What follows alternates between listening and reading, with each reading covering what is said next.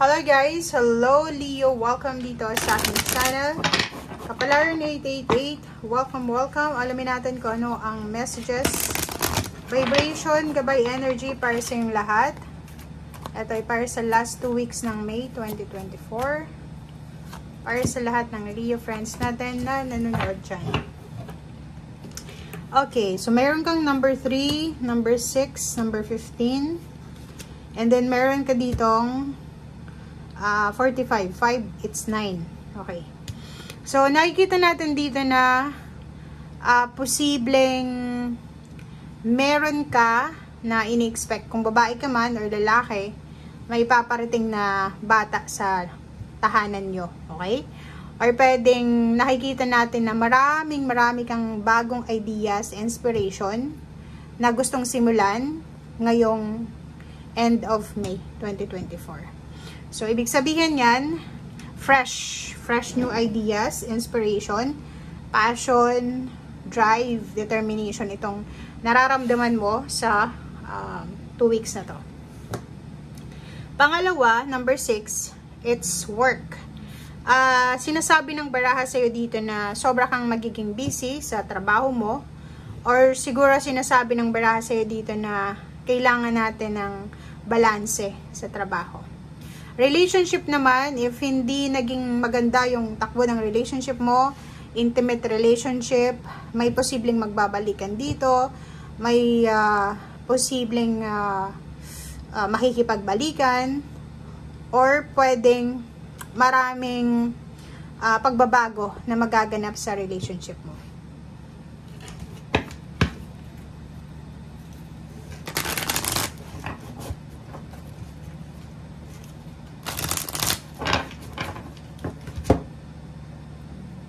Okay.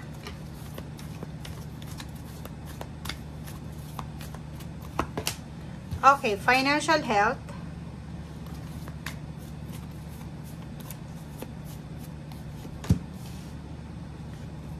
O, diba? Dinoble niya lang. Kaloka. Okay, guys. So, nakikita mo dito na may financial health ka and then strong yung foundation mo dito. Matatag. So, sinasabi ng barahan na if ever man na maraming nawala sa yung pera, or siguro nawalan ka ng trabaho, nawalan ka ng negosyo, nawalan ka ng source ng income, posibleng magbabalik na siya. Magbabalik na ito. Kung may business ka or kung ano man to, magiging sobrang healthy yung financial mo this last 2 weeks ng May. And then at the same time, strong siya, matatag siya. Malakas, sobrang lakas. And nandito yung giving birth ng inspiration. Sobrang inspired ka. Ang dami-dami mong maiisip na paraan, ways kung paano kumita ng pera, or kung paano ka magsisimulang mag-apply ng trabaho. Ang dami, marami dito. Nakikita ko sa'yo dito na marami kang itatry, marami kang susubukan na paraan para kumita ng pera. And life purpose, sinasabi ng baraha sa'yo dito na meron ka din na matutuklasan sa sarili mo sa last 2 weeks ng May kung ano ang purpose ng nangyari sa'yo sa mga past mo. Diba? Yung meron kang mga disappointments dati, may achievements, positive or negative man itong nangyari sa past, maiintindihan mo siya this last 2 weeks ng May kung bakit nangyari yon. Parang realization ba? Marirealize mo, ganun pala yon. Okay? And last card dito sa tarot deck is light. So, sinasabi ng barahan na anuman itong madilim na sitwasyon sa buhay mo, posibleng magliliwanag na to. May pag-asa. Okay? Lahat ng madilim sa buhay mo ay magkakaroon na ng liwanag. Kung hindi ka naging malaya sa pinansyal, posibleng makakalaya ka na.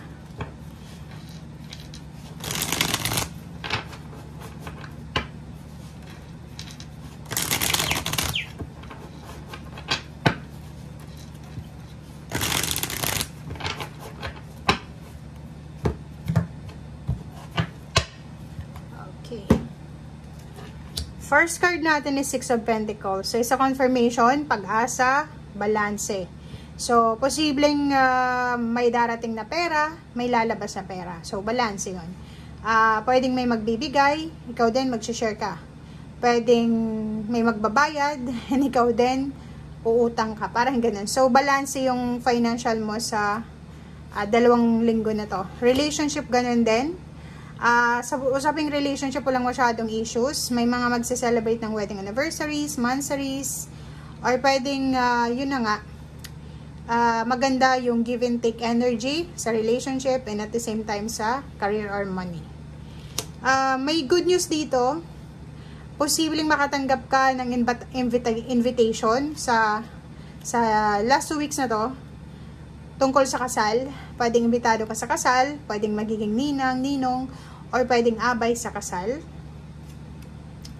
And nakikita natin dito guys na mararamdaman mo sa last 2 weeks na to ng May and then moving forward sa June, July, August until December na you are protected, 'di ba? May mga nangyaring hindi maganda sa financial mo, pero simula ngayon, parang bigla siyang nagbago. Biglang umikot yung Wheel of Fortune and bigla kang kumbaga nagkaroon ka ng protection, 'di ba? Naging balance. And walang sino man ang pwedeng makasakit sa iyo or walang sino man ang pwedeng manloko sa iyo, mga scam sa iyo, ano pa man. So dito number 11, it's manifestation. Parang sobrang lakas ng energy mo sa emotional and financial sa last 2 weeks ng May. Sobrang positive ng aura, ng vibration. May inheritance dito. If ever man, makakatanggap ka siguro ng mensahe from sa bangko or sa kung kanino man na yung binibenta nyo or kung ano man itong inheritance na to, galing to sa mga ninuno, ay ready na para siya sa withdrawal or siguro ready na siya para sa kung ano man siya na lump sum. Okay?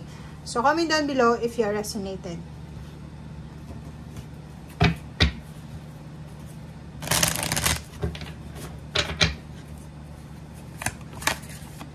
Okay. Nakikita ko rin sa'yo dito na posibleng may iba sa inyo ditong naghihintay ng trabaho or naghihintay kayo ng balanse sa pera. Pero ang sinasabi ng baraha sa'yo dito, huwag kang mag-alala kasi nandito na yung balanse, 'di ba? So, kung naghihintay ka ng pera, trabaho or kano pa man, posibleng makuha mo siya first week ng June or pwedeng last 2 weeks ng May. Meron din dito na kailangan mag-travel, kailangan niyang umalis, kailangan niyang lumipat, kailangan niyang mag-alsabalutan kasi kailangan magtrabaho sa ibang bansa or kailangan niyang magtrabaho sa ibang lugar. Ito siya. Okay, so thank you guys. Ito ay para sa inyong lahat. Maraming salamat. Bye!